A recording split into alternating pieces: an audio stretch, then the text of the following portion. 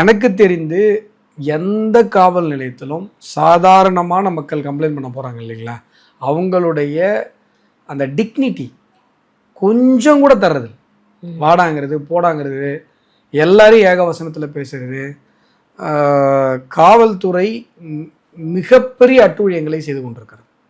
இன்றைக்கி வந்து திராவிட மாடல் அப்படின்னு ஒரு கேடுகட்ட அரசு உங்களுக்கு தலை விரித்து ஆடுவதற்கு அனுமதியை அளித்திருக்கலாம்.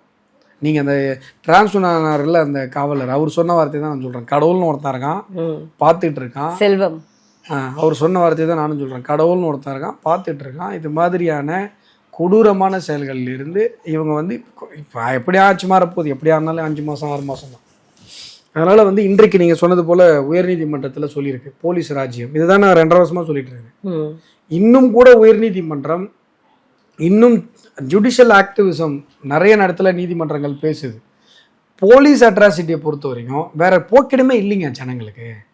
காவல்துறை இது நீதிமன்றத்திற்கு காவல்துறை அட்டூழியங்களுக்கு எதிராக கூடுதல் பொறுப்பு இருப்பதாக நீதிமன்றங்கள் உணர வேண்டும்.